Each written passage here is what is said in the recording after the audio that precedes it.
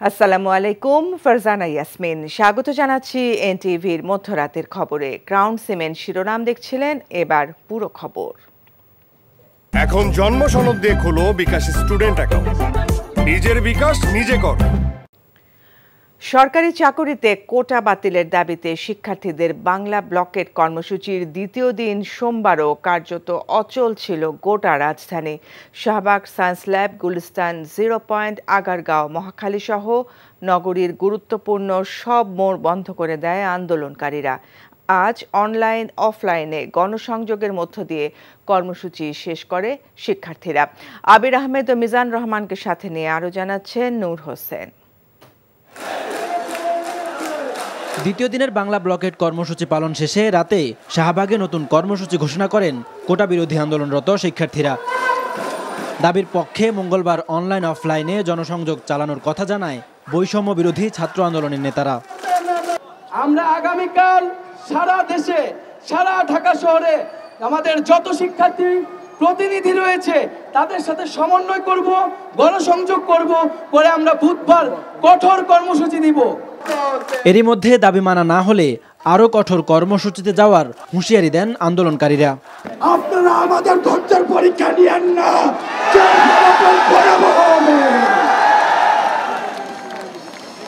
এখানের প্রত্যেকটা ছাত্র যখন রাস্তায় এসেছে সে পিছনে ফিরে চলে যাওয়ার জন্য আসে না।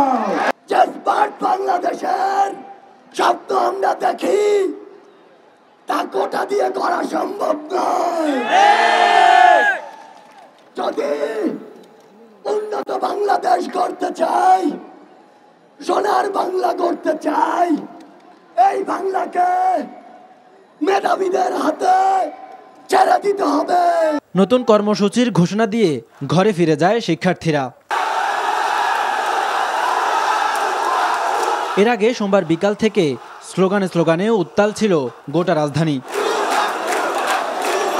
ঢাকা বিশ্ববিদ্যালয় গ্রন্থাগারের সামনে থেকে মিছিল নিয়ে শিক্ষার্থীরা জড়ো হয় শাহবাগ মোড়ে।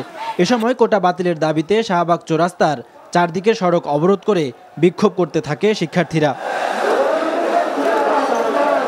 আমার যে ভাই বোনেরা আদিবাসী, যাদেরকে একটু পানি আনতে, একটু পড়াশোনা করতে মাইলের পর মাইল পাহাড়ে হাঁটতে হয়, তারা আসল কোটার হকদার, দাবিদার। আমরা ক্লাসে ফিরতে চাই, আমরা পরীক্ষা দিতে চাই, আমরা এখানে থাকতে চাই না। আমাদের দাবি মেনে নেন, আমরা রাজপথে করে যাবো। একেবারে সিম্পল বিষয়। আমি এসএসসি, এইচএসসি ভালো রেজাল্ট করে পাশ করে বিশ্ববিদ্যালয় পর্যন্ত আসতে আমার কোনো কোটার প্রয়োজন হয়নি। আমার চাকরিতে কেন কোটা প্রয়োজন হবে?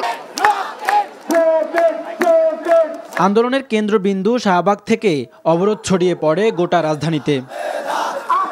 মেধাভিত্তিক এবং মেধাভিত্তিক আমলাতন্ত্র নিশ্চিত করার জন্য কার্যকর পদক্ষেপ মূলত সরকারকে নিতে হবে।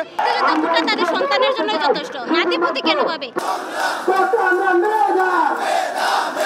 বৈষম্য বিরোধী ছাত্র আন্দোলনের ব্যানারে জগন্নাথ বিশ্ববিদ্যালয়, ইডেন মহিলা college, Dhaka college, city college, Sher-e Bangla কৃষি বিশ্ববিদ্যালয়, সরকারি তিতুমির কলেজের শিক্ষার্থীরা কর্মসূচিতে অংশ নেন। বৈষম্যের শিকার হচ্ছে, সেজন্য আমরা সবাই ইডেন কলেজ, ঢাকা কলেজ সবাই মিলে আন্দোলন করছি। কোটার একটা সামঞ্জস্যতা নিয়ে আসুক।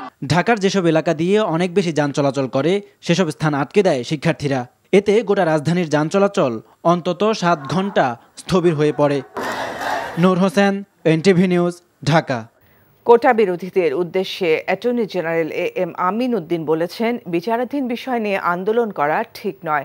আপিল বিভাগের শুনানি পর্যন্ত ধৈর্য ধরারও আহ্বান জানান তিনি।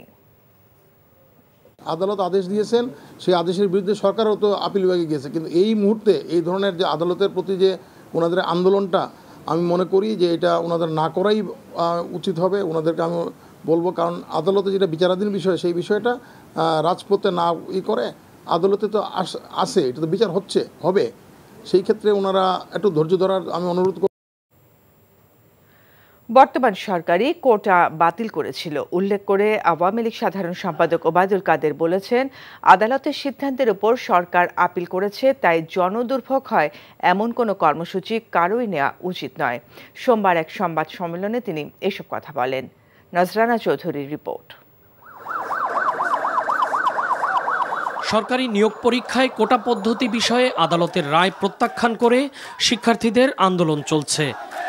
দেশের বিশ্ববিদ্যালয়গুলো ছাড়াও বৃহৎ কলেজেও এই দাবিতে চলছে কর্মসূচি। হাজারো শিক্ষার্থী রাজপথে নেমে আসার কারণে হচ্ছে জনদুর্ভোগ। এ অবস্থায় সোমবার আওয়ামী লীগের ধানমন্ডি কার্যালয়ে এক সংবাদ সম্মেলনে দলের সাধারণ সম্পাদক ওবায়দুল কাদের বলেন, তাদের সরকারই কোটা বাতিল করেছিল। উচ্চ আদালতের রায়ের বিরুদ্ধে সরকারের পক্ষ থেকে আপিলও করা হয়েছে। সরকার কোটা বাতিলের দাবির প্রতি আন্তরিক বলেই অ্যাটর্নি জেনারেল আপিল দায়ের করেছে। উচ্চ আদালতের রায় না হওয়া পর্যন্ত আমাদের অপেক্ষা করতে এবং কোনো প্রকার উত্তেজনা এবং রাস্তাঘাট বন্ধ করে মানুষের দুর্ভোগ সৃষ্টি পরিহার করা উচিত। আমরা মনে করি দেশের উচ্চ আদালত বাস্তব পরিস্থিতি বিবেচনা করে রায় প্রদান। এর আগে কোটা বিরোধী আন্দোলনে যারা নেতৃত্ব দিয়েছিল তাদের কেউই বিসিএস পরীক্ষায় উত্তীর্ণ হতে পারেনি বলেও দাবি করেন কাদের। ইতোমধ্যে এই আন্দোলনে রাজনৈতিক উপাদান যুক্ত হয়ে গেছে বলেও মন্তব্য করেন তিনি। আদালতের রায়ের বিরুদ্ধে কোনো পলিটিক্যাল পার্টি পৃথিবীর কোন দেশে আন্দোলনে সামিল? এখানে পলিটিক্সের উপাদান যুক্ত হয়ে গেছে, কারণ বিএনপি প্রকাশ্যেই তারা এই কোটা আন্দোলনের উপর ভর করেছে, তারা সাপোর্ট করেছে। প্রকাশ্যে সাপোর্ট করা মানে তারা এর মধ্যে অংশগ্রহণও করছে। পাবলিক বিশ্ববিদ্যালয়ে সর্বজনীন পেনশন স্কিম চালু করা নিয়ে ভুল বোঝাবুঝি থাকতে পারে বলেও উল্লেখ করেন আওয়ামী লীগ সাধারণ সম্পাদক। এখানে ভুল বোঝাবুঝি থাকতে পারে, তাদের সাথে আমাদের যোগাযোগ আছে। আনুষ্ঠানিক বসাবসি হয়তো এখনো হয়নি। সিদ্ধান্ত তো নিতে হবে বাস্তব পরিস্থিতির আলোকে। বিএনপির আন্দোলন প্রসঙ্গে ওবায়দুল কাদের বলেন, সরকার কচুপাতার পানি নয় যে নাড়া দিলেই পড়ে যাবে। আমরা এই বিতর্কে নজরানা চৌধুরী, এনটিভি নিউজ, ঢাকা। শিক্ষকদের পেনশন আন্দোলনকে যৌক্তিক উল্লেখ করে বিরোধী দলীয় নেতা জিএম কাদের বলেছেন, অন্ধভাবে আনুগত্য করবে এমন ব্যক্তিদের চাকুরিতে নিয়ে আসতেই সরকার মুক্তিযোদ্ধা কোটা ব্যবহার করছে। সোমবার রংপুরে সাংবাদিকদের তিনি এসব কথা বলেন। কোটার বিরোধী যে আন্দোলন হচ্ছে এটার সঙ্গে আমরা একমত। স্বাধীনতা মুক্তি সংগ্রামের যে উদ্দেশ্য হলো তার সঙ্গে এটা সাংঘর্ষিক, এবং এটা আমাদের সংবিধানে যেভাবে আমাদের বর্ণনা আছে সেইখানে আমি মনে করি এটা সংবিধানের সঙ্গে সাংঘর্ষিক। কাজে আর একটা হলো, আমি যেটা বললাম যে পেনশন স্কিমটা যেহেতু যারা পেনশন নেবেন, যাদের জন্য করছেন, তারা যদি এটাকে ভালো মনে না করে তাহলে আপনি নতুন লোকের জন্য যা করবেন তা করবেন আমি জানি না, কিন্তু যারা চাকরিতে আছেন তাদেরকেও তাদের ইচ্ছার বাইরে তো তাদেরকে জোর করে আপনি সার্ভিস কন্ডিশন কমিয়ে দিতে পারেন না। কাজে এইটাও আমরা ওনাদের সঙ্গে আছি। বিএনপি চেয়ারপারসন বেগম খালেদা জিয়ার জীবন হুমকির মুখে বলে মন্তব্য করেছেন দলের মহাসচিব মির্জা ফখরুল ইসলাম আলমগীর। অভিযোগ করেছেন, সুচিকিৎসা থেকে বঞ্চিত করে বেগম জিয়াকে মৃত্যুর দিকে ঠেলে দিচ্ছে সরকার। অবিলম্বে তাদের নেত্রীর নিঃশর্ত মুক্তির দাবিও জানিয়েছেন তিনি। কোটা বিরোধী আন্দোলন ও বিশ্ববিদ্যালয় শিক্ষকদের আন্দোলনে বিএনপির ইন্ধনের অভিযোগও নাকচ করে দিয়েছেন মির্জা ফখরুল। ইমরুল হাসানের রিপোর্ট। হাসপাতালে চিকিৎসাধীন দলের চেয়ারপারসনের অবস্থা জানাতে গুলশান কার্যালয়ে সাংবাদিকদের সাথে কথা বলেন বিএনপির মহাসচিব। অভিযোগ করেন, রাজনৈতিক প্রতিহিংসার কারণে উন্নত চিকিৎসার জন্য দেশের বাইরে যেতে দেওয়া হচ্ছে না বেগম জিয়াকে। জীবন তো হুমকির মুখেই, তাই আমি মনে করি যেটা আপনার ইন্টেনশনালি করা হচ্ছে তাকে। তার কিন্তু অসংখ্য রোগ, সেই রোগের মধ্যে কতগুলো জটিল রোগ আছে, তাকে 24 ঘন্টা মনিটর করতে হচ্ছে এখন আর কি। প্রতিহিংসার কারণে তাকে এইভাবে আটকে রেখে তাকে মৃত্যুর দিকে ঠেলে দেওয়া হচ্ছে। তার চিকিৎসাটা দরকার একটা আপনার মাল্টি ডিসিপ্লিনারি হাসপাতালে, বিদেশে উন্নত একটা চিকিৎসা কেন্দ্রে। কিন্তু দুর্ভাগ্যজনক হচ্ছে যে এরা একই কারণে, প্রাথমিক প্রতিহিংসার কারণে তারা দিচ্ছে না। আমরা আবারও বলছি, বারবার করে বলছি, তাকে নিঃশর্ত মুক্তি দিতে হবে এবং তার চিকিৎসার ব্যবস্থাটা আমরাই করব, অন্য কাউকে করার দরকার নেই। সরকারের প্রতি আমরা সে আহ্বান জানাচ্ছি না। দলের প্রধানের মুক্তির দাবিতে বিএনপির আন্দোলন অব্যাহত থাকবে বলেও জানান তিনি। কথা বলেন কোটা বিরোধী আন্দোলন ও বিশ্ববিদ্যালয় শিক্ষকদের আন্দোলন প্রসঙ্গে। আমরা কখনোই এই ধরনের আন্দোলন দেওয়ার প্রশ্ন ওঠে, কারণ ওরা তো আপনার নিজস্ব তাদের তাদের একটা প্রফেশনাল আপনার সব বিশ্ববিদ্যালয়গুলো শিক্ষকরা করছে, ছাত্ররা করছে, আমরা এখানে ইন্ধন দিতে যাবো কেন? ওর প্রশ্নই উঠতে পারে না। তবে যেটা সত্য সেটাকে সত্য বলবো, যেটা যৌক্তিক সেটাকে যৌক্তিক বলবো, এটা আমরা সবসময় বলছি। এটাকে আমরা দুইভাবে দেখি। একভাবে দেখি যে দেশের যে মূল সমস্যাটা সেটাকে ডাইভার্ট করার জন্য এই ধরনের আন্দোলনকে তৈরি করা হচ্ছে, এটা আমরা একদিক থেকে দেখি। তো ছেলেদের যে দাবি, এই দাবি সবাই কিন্তু আমরা বলেছি আমরা সমর্থন করি। এটা অত্যন্ত যৌক্তিক দাবি, এটাকে আমরা অযৌক্তিক বলার কোনো কারণ নেই। 50 বছর পরেও 56% আপনি কোটা দিয়ে রাখবেন, এটা সম্পূর্ণ অযৌক্তিক। ওইখানে যেটা হচ্ছে মেধার যে বিকাশ, সেটা একদমই হচ্ছে না। দেশ চালাতে ব্যর্থ হয়ে সরকার এখন ধার করে ঋণ পরিশোধের পথে হাঁটছে বলে মন্তব্য করেন বিএনপির মহাসচিব। Imrul Ahsan, NTV news, Dhaka. 4 দিনের সরকারি সফরে চীনের রাজধানী বেইজিংয়ে পৌঁছেছেন প্রধানমন্ত্রী শেখ হাসিনা। সোমবার স্থানীয় সময় সন্ধ্যা 6টার কিছু পরে প্রধানমন্ত্রী শেখ হাসিনাকে বহনকারী বিমান বাংলাদেশের বিশেষ ফ্লাইটটি বেইজিংয়ের ক্যাপিটাল আন্তর্জাতিক বিমানবন্দরে অবতরণ করে। চীন সরকারের ভাইস মিনিস্টার এবং চীনে নিযুক্ত বাংলাদেশের রাষ্ট্রদূত জসিম উদ্দিন বিমানবন্দরে প্রধানমন্ত্রীকে স্বাগত জানান। এ সময় চীনের সশস্ত্র বাহিনীর একটি দল প্রধানমন্ত্রীকে রাষ্ট্রীয় সালাম জানায়। শেখ হাসিনার এই সফর উপলক্ষে বেইজিংয়ের বিমানবন্দর এবং প্রধানমন্ত্রীর আবাসস্থলের আশেপাশে প্রধান সড়কগুলো চীন ও বাংলাদেশের পতাকা দিয়ে সাজানো হয়েছে। সফরকালে প্রধানমন্ত্রী শেখ হাসিনা বুধবার চীনের রাষ্ট্রপতি শি জিনপিং এর সাথে দ্বিপাক্ষিক বৈঠক করবেন। এছাড়া চীনের প্রধানমন্ত্রী লি কিয়াং এর সাথে একটি প্রতিনিধি পর্যায়ের বৈঠক করবেন তিনি। 4 দিনের এই দ্বিপাক্ষিক সফরে বাংলাদেশ ও চীনের মধ্যে 20 থেকে 22টি সমঝোতা স্মারক স্বাক্ষরিত হওয়ার সম্ভাবনা রয়েছে। দুই দেশের বেশ কয়েকটি প্রকল্পের উদ্বোধনেরও ঘোষণা করা হতে পারে এই সফরে। আগামী বৃহস্পতিবার প্রধানমন্ত্রী শেখ হাসিনার দেশে ফেরার কথা রয়েছে। হঠাৎ অসুস্থ বোধ করায় বিএনপি চেয়ারপারসন বেগম খালেদা জিয়াকে ফের রাজধানীর এভারকেয়ার হাসপাতালে ভর্তি করা হয়েছে। সোমবার ভোর 4:15টায় গুলশানের বাসভবন ফিরোজা থেকে হাসপাতালে নেওয়া হয় সাবেক এই প্রধানমন্ত্রীকে। বেগম জিয়াকে এখন সিসিইউ সুবিধা সম্পন্ন কেবিনে রেখে চিকিৎসা দেওয়া হচ্ছে বলে জানিয়েছেন তার ব্যক্তিগত চিকিৎসক অধ্যাপক এজেডএম জাহিদ হোসেন। হৃদরোগ বিশেষজ্ঞ অধ্যাপক শাহাবুদ্দিন তালুকদারের নেতৃত্বে মেডিকেল বোর্ডের তত্ত্বাবধানে এভারকেয়ার হাসপাতালে খালেদা জিয়ার চিকিৎসা চলছে। গেল 23শে জুন বিএনপি চেয়ারপারসনের হৃৎপিণ্ডে পেসমেকার বসানো হয়। চলতি মাসের 2 তারিখ তিনি বাসায় ফিরেছিলেন। 1 সপ্তাহের মাথায় আবার তাকে হাসপাতালে ভর্তি করা হলো। দীর্ঘদিন ধরে হৃদরোগ, ফুসফুস, লিভার, কিডনি, আর্থাইটিস, ডায়াবেটিস সহ বিভিন্ন জটিলতায় ভুগছেন খালেদা জিয়া। সার্বজনীন পেনশন ব্যবস্থা প্রত্যয় স্কিম বাতিলের দাবিতে সোমবারও কর্মবিরতি পালন করেছেন দেশের সব পাবলিক বিশ্ববিদ্যালয়ের শিক্ষকরা। দুপুর 12টায় ঢাকা বিশ্ববিদ্যালয় ক্যাম্পাসে অবস্থান নেন শিক্ষকরা। এ সময় শিক্ষক নেতারা সরকার ঘোষিত প্রত্যয় স্কিম বৈষম্যমূলক দাবি করে বলেন, এই স্কিমের আওতায় এনে তাদের জিম্মি করা হচ্ছে।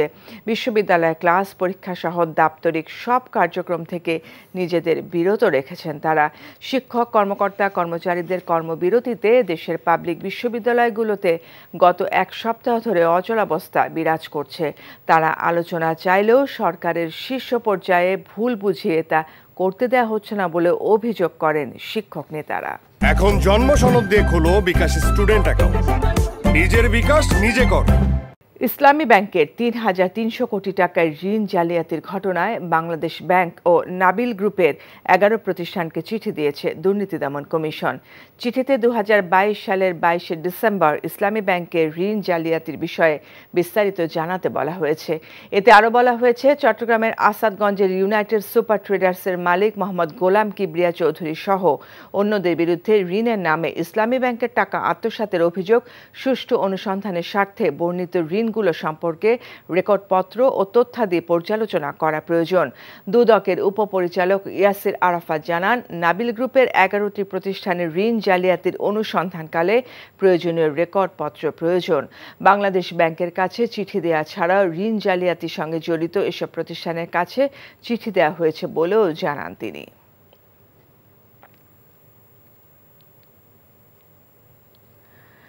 সিলেটের কাস্টমস এক্সাইজ ও ভ্যাট কমিশনার মোহাম্মদ এনামুল হকের দেশ ত্যাগে নিষেধাজ্ঞা দিয়েছে আদালত। মামলার তদন্ত কর্মকর্তা দুদকের উপপরিচালক ফারজানা ইয়াসমিন এনামুল হকের সম্পত্তি ক্রোকের আবেদন করেন। আবেদনের পরিপ্রেক্ষিতে ঢাকা মহানগর দায়রা জজ মোহাম্মদ আশামস জগলুল হোসেনের আদালত এই আদেশ দেন। ইতিমধ্যে এনামুলের গুলশানের জুয়া সাহারায় 61 লাখ টাকার 3 কাঠা জমি, খিলক্ষেতে 7,84,000 টাকার 33% জমি, কাকরাইলের 1170 ও 1835 বর্গফুটের 2টি ফ্ল্যাট, গাজীপুরে 5 কাঠা জমি জব্দ করা হয়েছে। মোহাম্মদপুরে 3টি বাণিজ্যিক ভবনে 4000 বর্গফুটের 3টি স্পেস, এছাড়া 2428 বর্গফুটের ফ্ল্যাট এবং বাড্ডায় 4 কাঠা জমিও জব্দ করা হয়েছে। এনামুল যেন বিদেশ যেতে না পারেন সেজন্য নিষেধাজ্ঞা দিয়েছে আদালত। রাজনীতিবিদরা সহনশীল হওয়ায় দেশে দুর্নীতি বাড়ছে বলে মন্তব্য করেছেন প্রধান বিচারপতি ওবায়দুল হাসান। সোমবার বিকেলে দুর্নীতিমুক্ত সমাজ গঠন সম্বন্ধে বঙ্গবন্ধুর ভাষ্য শীর্ষক বঙ্গবন্ধুর চেয়ার বক্তৃতায় তিনি এসব কথা বলেন। দুর্নীতির বিরুদ্ধে বঙ্গবন্ধুর দর্শন তুলে ধরে তিনি বলেন, অবকাঠামোগত উন্নয়ন হলেও দুর্নীতি কোনোভাবে কমানো সম্ভব হচ্ছে না। উন্নয়নের সুফল দুর্নীতির চোরাবালিতে তলিয়ে যাচ্ছে বলেও মন্তব্য করেন তিনি। বিচার বিভাগে দুর্নীতিগ্রস্ত স্বীকার করে প্রধান বিচারপতি বলেন, দায়িত্ব পাওয়ার পর বিচার বিভাগের দুর্নীতি দমনে 0 টলারেন্স ঘোষণা করা হয়েছে। রাজনৈতিক অস্থিরতা এবং রাজনৈতিক সহনশীলতার যে অভাব, একে অপরের প্রতি সহনীয় মনোভাব নাই, এইসব কারণে বহু কাজেই কিন্তু আপনি শক্ত পদক্ষেপ নিতে পারছেন না। আর শক্ত পদক্ষেপ নিতে না পারার কারণে, নমনীয় পদক্ষেপ নেওয়ার কারণে অবশ্যই you are compromising with some corruptions. আমি যদি এটা না নিই পদক্ষেপ, তাহলে আমি কিন্তু কারাপশনের সঙ্গে পদক্ষেপ মেনে নিচ্ছি। এই ছিল মধ্যরাতের খবরে। এই খবরের ভিডিও সহ আপডেট জানতে ভিজিট করুন NTV অনলাইন www.ntvbd.com। এছাড়াও NTVর জনপ্রিয় সব অনুষ্ঠান ও খবরের আপডেট জানতে ভিজিট করুন আমাদের ইউটিউব ও ভেরিফাইড ফেসবুক পেজ। সকাল 7:30টায় সকালের খবর দেখার আমন্ত্রণ রইল। এতক্ষণ সাথে থাকার জন্য ধন্যবাদ সবাইকে।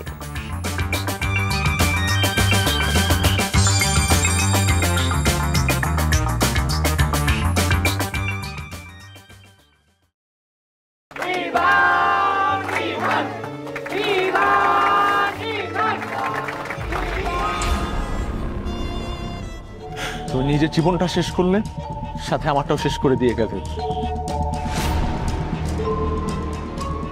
আপনি এই মেয়েটাকে চেনেন না? না।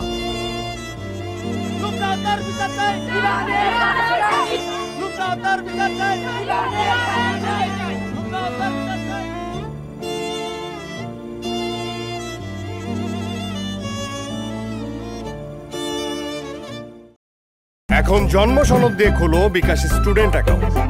নিজের বিকাশ নিজে কর।